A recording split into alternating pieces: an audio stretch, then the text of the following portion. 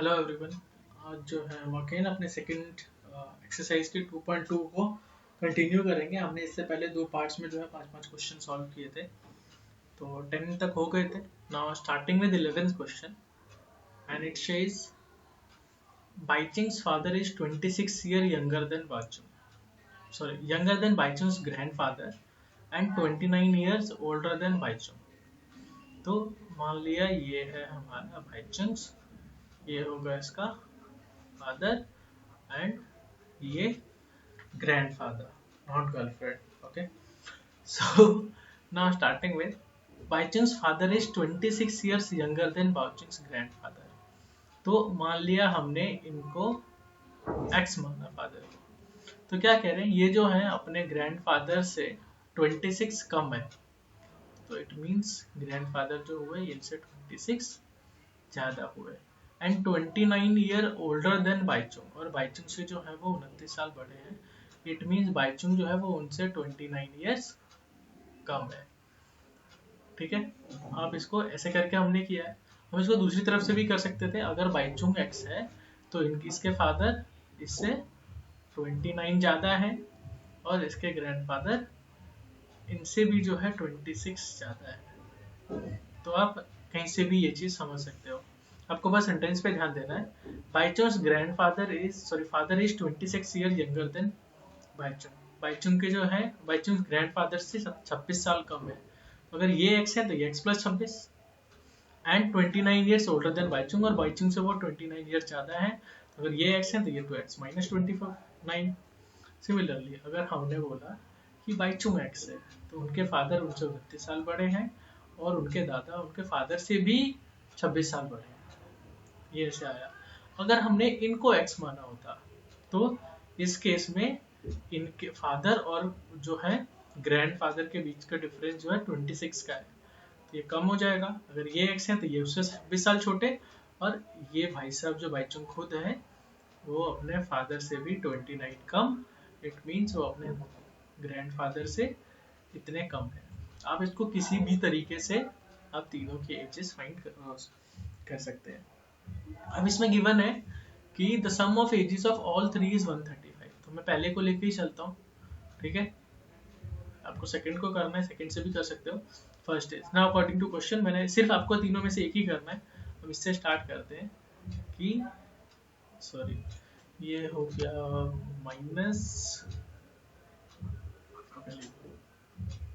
-29, ये बाइचुंग, ये इसके फादर एंड ये ग्रैंडफादर, उनका टोटल है 135। एक्स आपका 3 टाइम्स है तो 3x -29 + 26, ये आ जाएगा आपका -3। ठीक है, तीनों इक्वेशंस में आपकी एक्स अलग अलग आएगी, ये आपको ध्यान रखना है। तो और एक्स के बेसिस पे आपको पता चलेगा। ये आ गया आपको 3 4 12 146। इसका मतलब जो है ये एक्स हमने किसका माना था, फादर का। ठीक है, फादर इज 46, तो ग्रैंडफादर इज इससे भी 29 ज्यादा, तो 75 एंड बाइचुंग इनसे 20 कम। इट मींस 20 इयर्स बाइचुंग की एज हो गई। आंसर में आप जो हर एक के साथ ईयर्स प्लीज लगा देना। तो ये जो है आपके आंसर आए हैं। ये जस्ट मिनट, मैंने बाइचुंग का जो है 46 and then 75 46 75। sorry, father is correct, 46 years old। now he is x plus 26। चलिए वो मैंने numbers, so he is 72 years and इस केस में आप 29 माइनस कर दो तो ये आ जाएगा आपका 17 years। ठीक है, आप इस वाले पहले का यूज कर लो। मैंने एक्चुअली आपको थोड़ी सी कंफ्यूजन हो सकती है क्योंकि मैंने आपको तीनों तरीके से बता दिए कि आपका कैसे होगा। आप कैसे इस क्वेश्चन को सोचते हो सारा का सारा उस पर डिपेंड करता है। ठीक है, आप जैसे इसको सॉल्व करोगे आपकी एक्स की वैल्यूज अलग अलग आएंगी और बेस्ड ऑन एक्स आपका जो है फिर बाकी दोनों की वैल्यू भी अलग अलग। Now moving to next question. 15 years from now Ravi's age will be 4 times as his present age। तो आज से 15 साल बाद जो है रवि की एज आज की एज की 4 टाइम्स या 4 गुनी हो जाएगी। तो let Ravi's present age be x years। आज इसकी एज जो है वो x years है। तो 15 साल बाद कितनी होगी? Ravi's age after 15 years। तो सबकी एज 15 साल में 15 साल ही बढ़ेगी ऐसा है।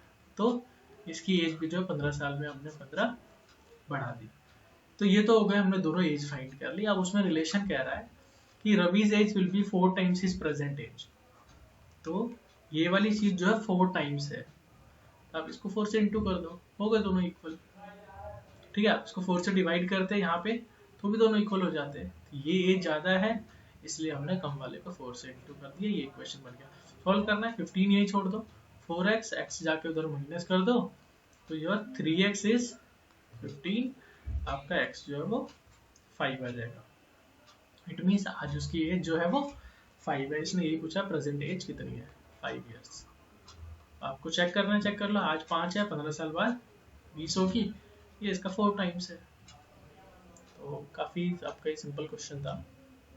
अब हम अगले पे, तो ये आपका नेक्स्ट क्वेश्चन है, that is a rational number is such that when you multiply it by 5/2 and add 2/3 to the product you get minus 7/12।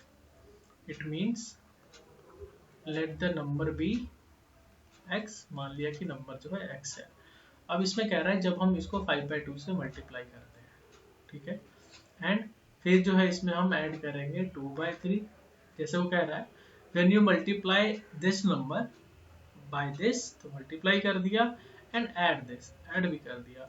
अब जो आपका आंसर है वो आता है ये। तो ठीक है, ये हो जाएगा आपका 5x/2।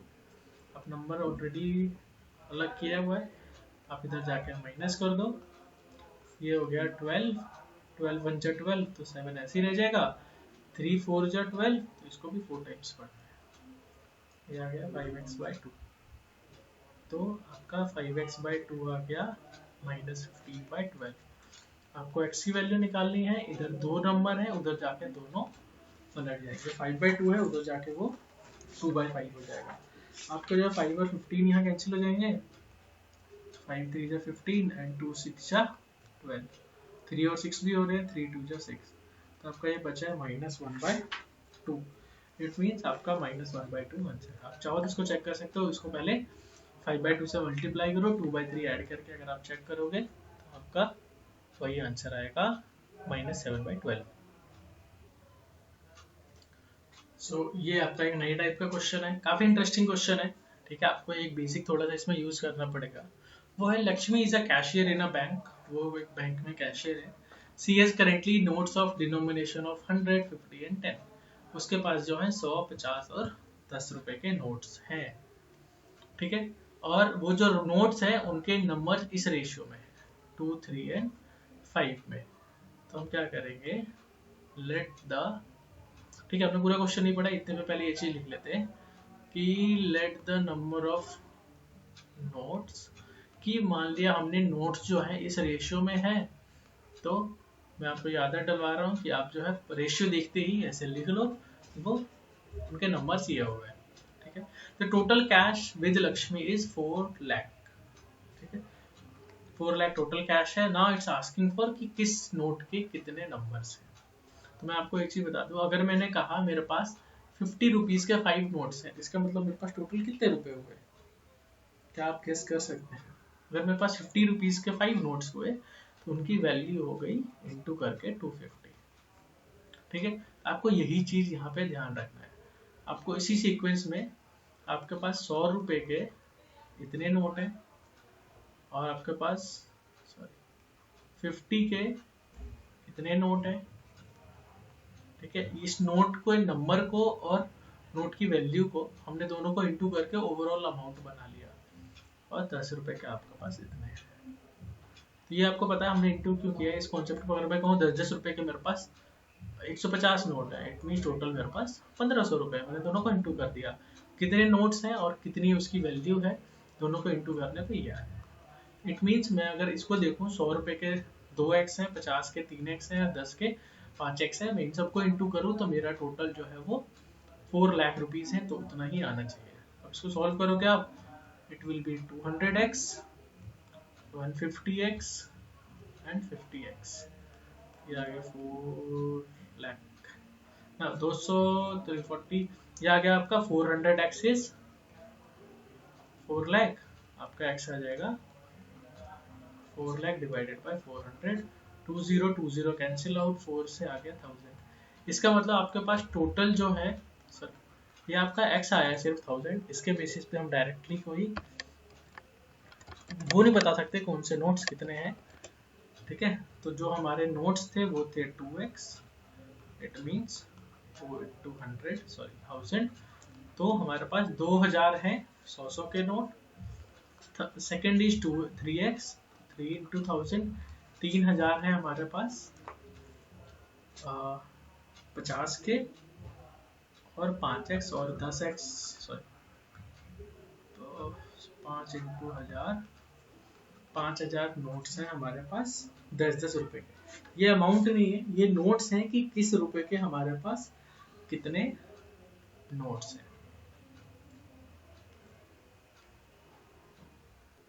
कुछ जो है सिमिलर क्वेश्चन है, I have a total of 300 in coins of denomination 1 to 5। तो लास्ट क्वेश्चन आपका नोट्स का था, 100 आपके पास थे, 100, 50 एंड 10 के। इस बार आपका जो है 1, 2 और 5 के है, ठीक है। The number of 2 rupees coin is 3 times the number of 5 rupees coin, और टोटल आपका 160 है। तो आपको इस वाले पे ध्यान से देखो, the number of ₹2 coin is 3 times the number of ₹5 coins. तो आपका 5 वाला, इन दोनों में रिलेशन आप किसी एक को x मान लो, 5 आप मानोगे तो थोड़ा इजी पड़ेगा आपके लिए, क्योंकि 5 के नोट जो हैं 2 के कंपैरिजन में कम है। मैंने आपको बोला इक्वेशन आपको जब भी बनानी हो तो आप कम को अस्यूम करो, नहीं तो मैं डिफरेंस अभी दिखाया तो आपको, पूरा नहीं, but let the number of ₹5 sorry coin, कि 5 के कितने कॉइन है, 5 के मान लिए x कॉइन है, तो आपका 2 का कितना होगा, 2 के जो है आपके कॉइन होंगे, इसने बोला 3 टाइम्स, तो ये अगर आपने 2 का x माना होता तो 5 का होता x/3। तो ये लेके आपका क्वेश्चन थोड़ा सा डिफिकल्ट हो जाता, सो इट्स बेटर कि आप कम वाले को ऐसे करके अज्यूम करो। तो total number of coin is 160। तो आपके पास है, आपने 2 का निकाल लिया, 5 का निकाल लिया, तो नंबर ऑफ 1 रुपीज कॉइन इतना होगा। टोटल 160 है, जिसमें से इतने कॉइन 5 के हैं और इतने 2 के हैं। तो ये आपको सॉल्व तो नहीं होगा, बट हाँ थोड़ा सा इसको सिंपलेस्ट फॉर्म में लिख के ऐसे कर सकते हो। अब सेम कॉन्सेप्ट, टोटल जो आपके पास दिया है वो है 300 रुपीज। तो अब स्टार्ट करते हैं। 1 रुपए की वैल्यू 1 है कितने आपके पास, इतने, ये होगी इनकी वैल्यू। 2 रुपए के कॉइन को उनके नंबर से इंटू कर दो, एंड सिमिलरली 5 रुपए के कॉइन को उनके नंबर से इंटू कर दो। तो आपके पास टोटल ये भी रुपीज में है, ये भी रुपीज में है, ये भी रुपीज में है। ओवरऑल आपका आंसर जो है वो, आप जब इक्वेशन बनाओगे तो आप उनको इक्वल रख सकते हो, वो नंबर्स में हो गए सारे। ये हो गया 160 minus 4x plus 6x plus 10x 5x equals to 300। आप इन तीनों को सॉल्व करोगे, 11x माइनस, तो यह देगा 7x, और 300 में से 160 माइनस करोगे तो ये आ गया आपका 240। ये हो गया आपका नॉट 250, 140। तो आपको x निकालना है, तो 140/7 आपका आ गया ये 20।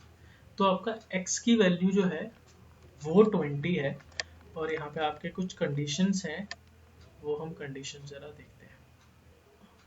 इसने हमसे ये भी पूछा है कि किसके कितने कॉइन है। तो हमारे ₹1 के कॉइन कितने हैं, नंबर ऑफ ₹1 कॉइन है 160 माइनस 4 इंटू 20, क्योंकि आपका 160 माइनस 4x था, ये आ गया 80। ₹2 के कॉइन है आपके 3x, तो 4 इंटू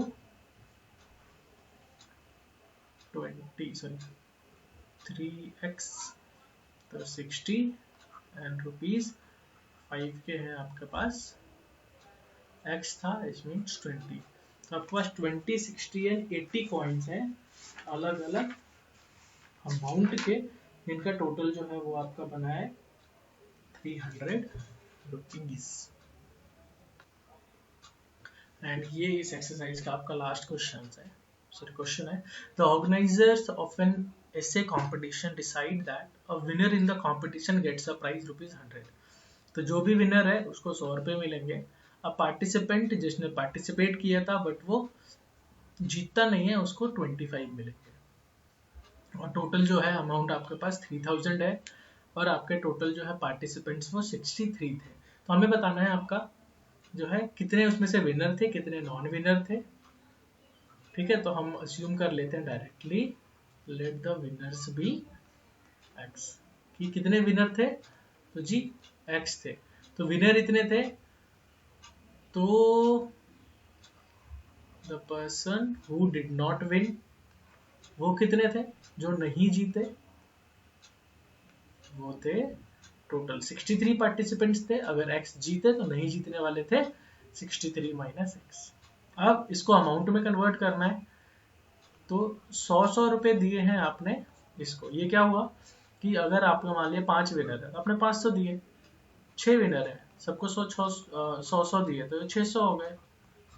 इसी हिसाब से आपने एक्स विनर को 100 रुपए दिए प्लस बाकी जो बच गए हैं इनको आपने दिए 25 और टोटल आपने दिए हैं 3000 रुपीज। और आपको अब सॉल्व करना है कि आपकी x की वैल्यू क्या होगी। ये हो जाएगा 100x, 63 को 25 से करोगे 25 3 जा 75, 157 इतना आ गया, और माइनस 25x ये आ गया आपका 3000।